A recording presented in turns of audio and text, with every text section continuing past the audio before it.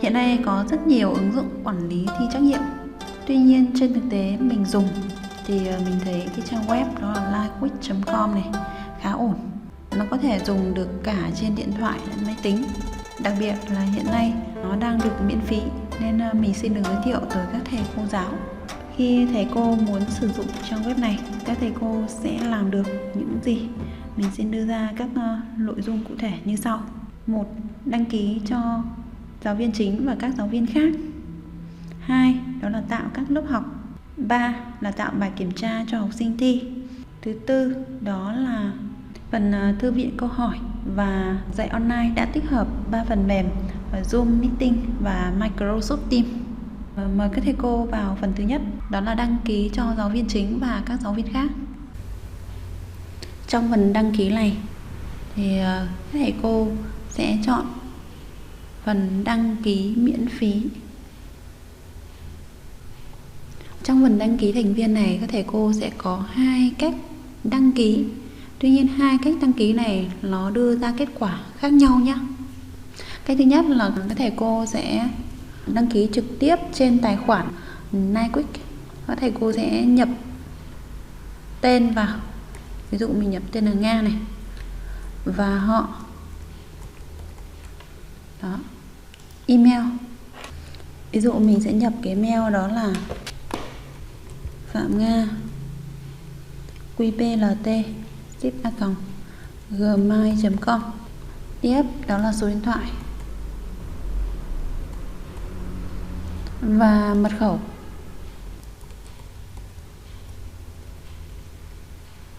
Các thầy cô sẽ ấn tôi đồng ý đó, và các thầy cô chỉ cần ấn chữ đăng ký là sẽ đã tạo được cái tài khoản. Còn mình đăng ký rồi cho nên là mình không ấn vào đây nữa đó. Cách thứ hai là các thầy cô sẽ ấn vào đây để đồng bộ tài khoản Gmail với tài khoản livequiz. Thì cái cách này nó sẽ nhanh hơn rất là nhiều. Đây, cô ấn vào thì cô thấy đây, ví dụ như mình vẫn sẽ dùng cái tài khoản này đó, được chưa đó. Và mật khẩu ở đây thì các thầy cô lưu ý là mật khẩu là cái mật khẩu của cái Gmail này đó. Rồi thầy cô ấn tiếp theo.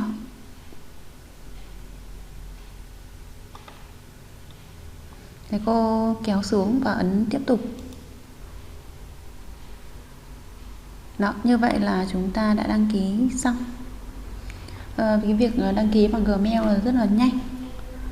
Thì sau khi đăng ký xong rồi, thầy cô ấn lại chữ đăng ký miễn phí. Thì lúc này nó sẽ ra giao diện như thế này. Các thầy cô là giáo viên thì sẽ chọn vào cái phần tạo và quản lý bài thi trắc nghiệm online đó. Còn học sinh thì sẽ chọn phía bên tay trái. Rồi mình chọn ở đây. Thì các thầy cô sẽ nhập cái tên tổ chức của các thầy cô.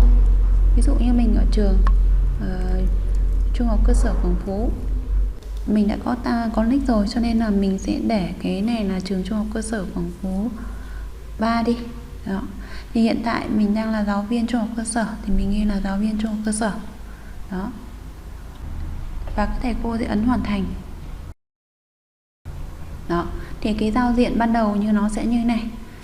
Thì nếu như các thầy cô là giáo viên chính, là giáo viên tin như mình chẳng hạn, thì các thầy cô muốn thêm các giáo viên khác vào ấy, thì các thầy cô sẽ ấn vào phần menu này đó. Sau đó các thầy cô vào chữ cài đặt chung này. Sau đó là các thầy cô sẽ có thể thêm quản trị viên. Ví dụ như mình sẽ thêm đó là cái nick đó là Phạm Thị Thanh Nga này đó. Rồi các thầy cô ấn tiếp thêm đó, ví dụ như là cái này chẳng hạn, vân vân đó. Thì các thầy cô sau khi thêm xong thì các thầy cô sẽ ấn là thêm 2 quản trị viên hoặc bao nhiêu đó tùy các thầy cô nhé, nó là không giới hạn đó. Thì cái này các thầy cô hoàn toàn có thể xóa đi đó, hoặc là thầy cô thêm tiếp đó. Thì nó sẽ có cái chức năng tương tự như với cái Gmail chính, nó là chủ doanh nghiệp. Như vậy là các bạn đã xong cái phần 1. Chúng ta cùng chuyển sang phần 2. Đó là tạo các lớp học. Thì các thầy cô sẽ ấn vào phần menu này, chúng ta sẽ quay lại phần lớp. Đây, thầy cô sẽ thấy có 4 cái thẻ chính, đó là thẻ lớp, thư viện câu hỏi, bài kiểm tra và học online. Đó, thì mình sẽ giới thiệu lần lượt các thầy cô các thẻ từ bên phải sang bên trái. Đó. Còn trong phần menu này thực ra nó chỉ thêm cái cài đặt chung và quyền truy cập thôi. Đó. Rồi, việc đầu tiên là các thầy cô sẽ tạo lớp. Thì ở trên này đã có một cái lớp demo, tức là cái lớp được tạo sẵn đó, được chưa? Còn chúng ta muốn thêm lớp của chúng ta thì chúng ta sẽ ấn tạo lớp này. Đó. Thì các thầy cô thấy ở dưới này có cái đường kẻ này, thì các thầy cô kích vào đây.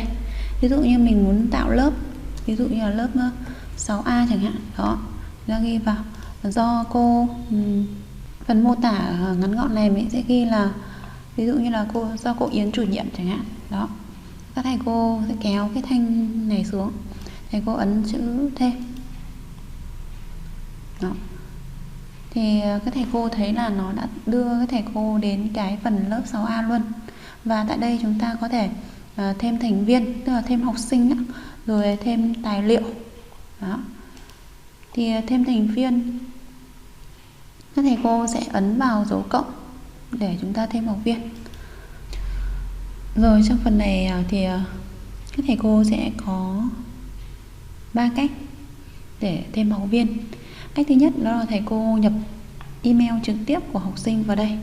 Đó, thì các thầy cô sẽ thêm được cái học viên. Đó, đây nữa này, ví dụ. Đó, cứ như vậy thầy cô sẽ điền vào. Đây là cách thứ nhất, rồi ấn thêm học viên. Thì lập tức các thầy cô thấy là chúng ta có 2 học viên. Cách thứ hai đó là các thầy cô sẽ nhập cái link này. Đó, Ctrl C này. Đó, sau đó các thầy cô sẽ quay vào Zalo, gửi vào cái nhóm của lớp. Khi mà học sinh đăng ký rồi thì nó sẽ tham gia được vào lớp học của thầy cô. Cách thứ ba đó là đối với những em học sinh mà không có Gmail thì các thầy cô sẽ làm như thế nào? Thì ở đây thầy cô thấy có một cái mã, thầy cô kích vào đây thì lập tức nó sẽ copy cái mã này, và lúc này các thầy cô sẽ gửi cho các em học sinh vào cái Zalo của lớp, ví dụ như thế này, và các thầy cô sẽ ấn Ctrl V, nó sẽ gửi được cái mã của lớp. Đồng thời khi học sinh đăng ký, ví dụ ở đây mình sẽ mở một cái cốc ra. Đối với các em không có Gmail thì các em phải làm gì? Thì các em sẽ ấn vẫn đăng ký miễn phí ở đây. Và cái phần Gmail này thì các em có thể viết phần tên và phần số vào. Các thầy cô có thể thêm tên lớp vào. Đó, tức là nó không phải là mail thật đấy, chỉ cần có cái đuôi đó là a.gmail.com là được. Thì mình có làm cái phần video hướng dẫn cho học sinh rất là đầy đủ cặn kẽ rồi. Thì các thầy cô có thể vào cái trang YouTube ấy, sau đó thầy cô gõ chữ Nga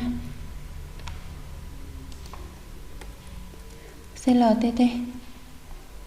Đó, thì đây chính là cái video hướng dẫn bài làm kiểm tra trên language.com dành cho học sinh. Trong cái video này mình đã hướng dẫn khá kỹ nên hầu như là học sinh sẽ làm theo được. Đó, trên thực tế thì mình đã hướng dẫn trong một cái lớp 6A và các em hoàn toàn là có thể vào được. Các thầy cô yên tâm như vậy. Thứ hai nữa là các thầy cô có thể vào cái kênh của mình. Đó, và các thầy cô kéo xuống thì đây chính là cái video mình để trong cái phần ứng dụng công nghệ thông tin trong dạy và học.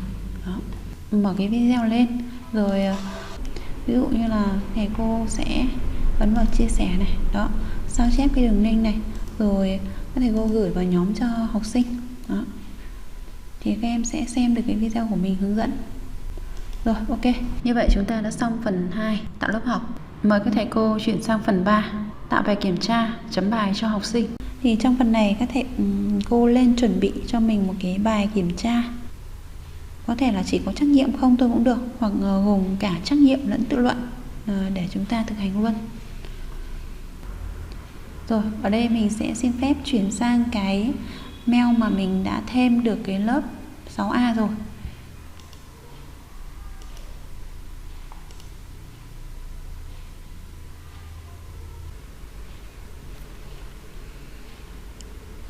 Các thầy cô vẫn sẽ vào phần giáo viên này. Đó, thì ở đây mình thấy là mình sẽ chuyển qua đó là phần bài kiểm tra trước. Đó. Thì ở trong phần này thì nó có sẵn 2 bài kiểm tra. Thứ nhất là bài kiểm tra tiếng Anh, hoàn toàn là trắc nghiệm này. Đó. Đây cô quan sát. Mình sẽ ấn thoát này. Và phần tiếng Anh tự luận. Đây. Thì phần này, phần tự luận này hầu như là họ để đó là phần học sinh sẽ tải file lên. Đó.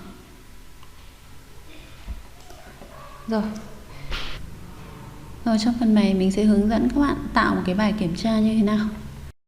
Thì giả sử đây mình có một cái bài, thứ nhất đó là bài trắc nghiệm trước. Ở trên Word nha các bạn nhé. Đây. Và mình có thêm một cái công thức toán vào. Đó. Và mình sẽ hướng dẫn các bạn cách xử lý cái phần công thức toán này như thế nào. Đó. Và các bạn chú ý này, ở đây có 10 câu. Thì cái phần đáp án này các bạn sẽ kẻ một cái khung này cho mình. Sau đó các bạn viết đúng cú pháp, đó là câu 1 thì là 1 chấm, sau đó cách ra. Rồi đến đáp án. Tương tự như vậy cho đến cái phần câu 10C. Dạ. Đó.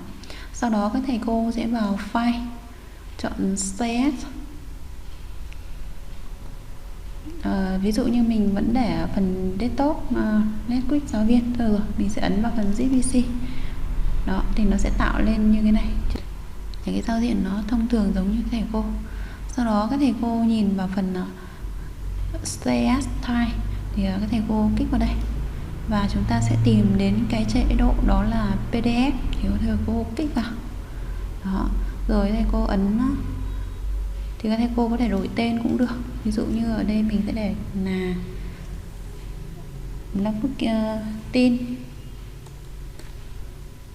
lần thứ 3 chẳng hạn. Rồi các thầy cô ấn stay. Đó, thì các thầy cô là thấy là chúng ta đã đổi sang được về dạng PDF này. Đó. Rồi mình tắt đi.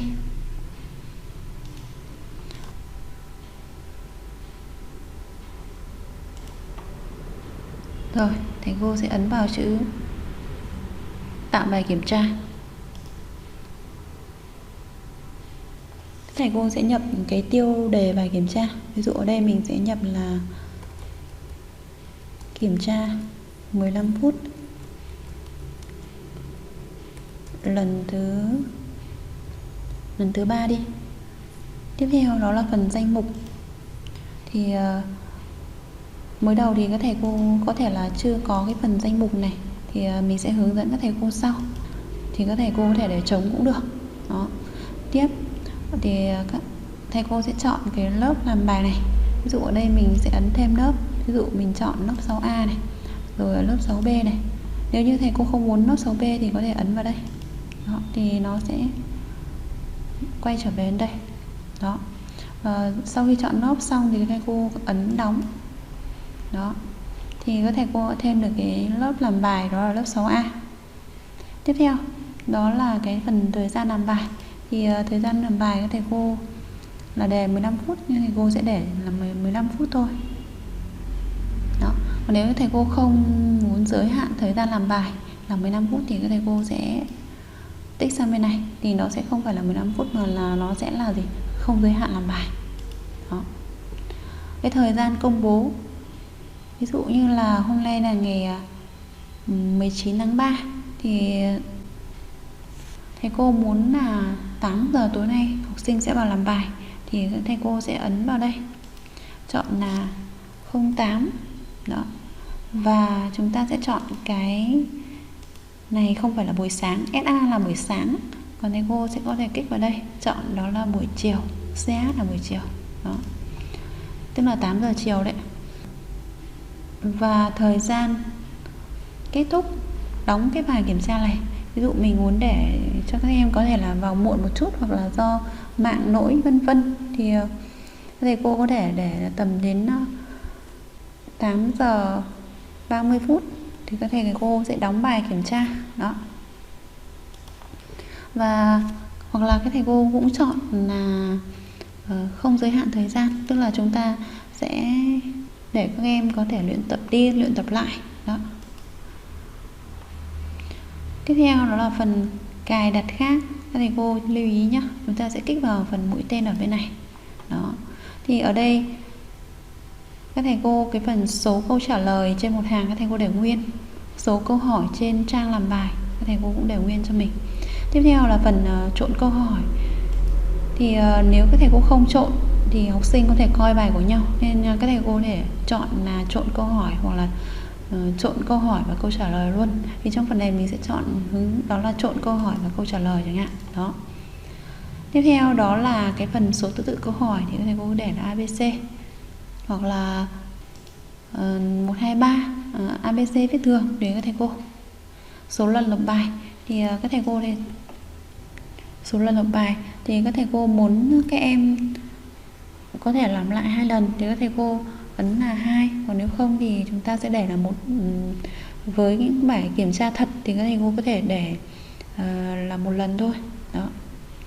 Ở phần này thì mình thấy có cái chức năng đó là ghi lại quá trình thao tác của học sinh trong quá trình làm bài kiểm tra trực tuyến này, rồi tự động nộp bài khi học sinh chuyển màn hình này. Thì hai phần này mình nghĩ là nó thực ra nó cũng không cần thiết lắm. Thì các thầy cô cứ để cho mình tắt cái chế độ này đi. Đó. Khi cài đặt xong như vậy thì các thầy cô sẽ nhìn xuống dưới phía này. Chúng ta thấy là ở đây chúng ta có nhập điểm này, chúng ta có thể lấy cái câu hỏi trong phần thư viện này, rồi cái phần này chúng ta sẽ là nếu các bạn làm thủ công thì các bạn sẽ ấn vào thêm câu hỏi mới. Đó. Còn mình thì mình sẽ tải cái file PDF vừa lấy mình chuyển sang, thì mình sẽ kích vào đây. Đó. Rồi mình kích vào chữ Nga để kiểm tra 15 phút tin kỳ 2 này. Đó, và ấn open. Đó. Thế nên cô thấy là 10 câu hỏi đã được tải lên. Đó. Trong phần này mình sẽ hướng dẫn luôn phần nhập điểm. Thì với những cái câu hỏi trắc nghiệm thì các thầy cô có thể nhập điểm tự động. Có nghĩa là gì? Ở đây mình sẽ để tổng điểm là 10 điểm. Đó. Rồi ấn nhập điểm. Thì mỗi câu sẽ là 1 điểm. Nó sẽ tự động phân bổ cho 10 câu. Thế còn nếu như nó là câu hỏi tự luận thì các thầy cô sẽ có thể nhập thủ công cũng được. Đây, các bạn thấy là cái câu đòi hỏi đầu tiên của mình. Đó, thì mình thấy là đáp án là vẫn đúng rồi. Đấy, các bạn thấy này. Sang đến câu 2 thì chúng ta thấy là ở đây có công thức toán học và nó bị lỗi. Vậy thì chúng ta cần làm như thế nào? Ở đây chúng ta thấy là có cái từ đó là fx. Các thầy cô sẽ ấn vào. Và ở đây các thầy cô có thể nhập công thức toán học như bình thường. Ví dụ như là căn bậc 2 của x chẳng hạn. Đó. Rồi các thầy cô ấn xây. Đó, thì nó sẽ nhập được. Cách thứ hai là các thầy cô sẽ chụp màn hình cái phần căn thức này. Đó, có nghĩa là như thế nào? Ở đây các thầy cô sẽ sử dụng thêm một cái phần mềm, đó là phần mềm đây, phần mềm này, phần mềm cắt ảnh có sẵn trên cái Win 10. Cái độ kích vào, ấn New. Ví dụ mình muốn cắt cái công thức này. Đó, chỉ cần kéo rồi ấn xây. Ví dụ mình đặt cái này nó là AA 1 đi và ấn xây.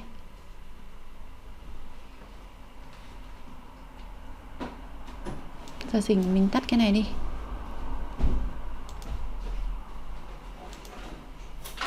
Thì các thầy cô thấy này, mình sẽ Ctrl C này, dán vào phần Word này. Đó, thì nó sẽ định dạng được như thế này. Sau đó mình lại Ctrl C này, dán vào cái phần mềm này. Đây, Ctrl V. Đó, thế thầy cô thấy là chúng ta được cái công thức toán học.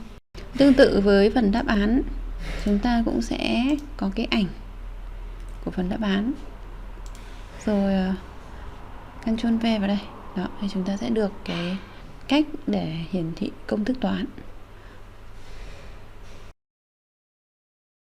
Thì ở đây thầy cô thấy là trong cái phần câu 8 này nó bị lỗi, đó là chưa có nội dung.